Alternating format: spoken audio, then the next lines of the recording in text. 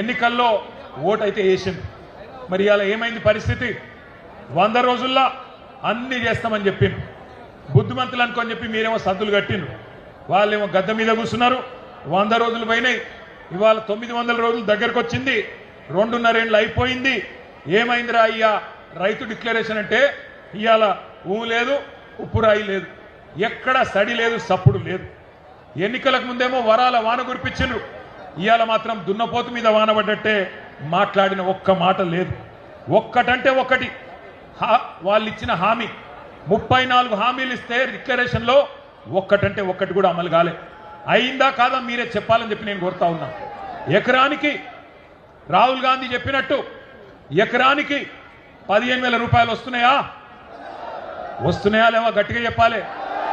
వినబడతలేదు. రాకపోతే ఇట్లా చెయ్యిలుపాలే లేవని చెప్పాలి. వస్తున్నాయా లేవా? ఎకరానికి 15,000. 2 లక్షల రుణమాఫీ జరిగిందా? రైతు కూలీలకు 12,000 వేస్తుండ్రా?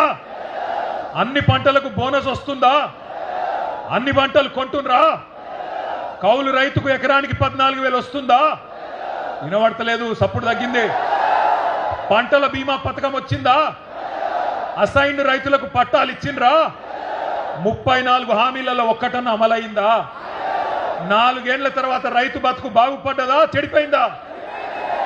ఇది వాస్తవం. ఇట్లున్నది 4 ఏళ్ల తర్వాత. రైతు డిక్లరేషన్ అనేది ఒక బోగస్ పత్రం, ఒక బక్వాస్ ముచ్చట, ఒక చిత్తు కాగితంతో సమానమైన డిక్లరేషన్ను ఇదే వరంగల్ గడ్డ మీద మీకిచ్చి మోసం చేసినందుకే ఇవాళ అదే గడ్డ మీదకి వెళ్ళి ఈ సంగ్రామ సదస్సు ద్వారా ఈ ప్రభుత్వానికి ఒక హెచ్చరిక జారీ చేసినందుకే రైతాంగం తరఫున ఈ కార్యక్రమం ఇక్కడ పెట్టుకున్నాం.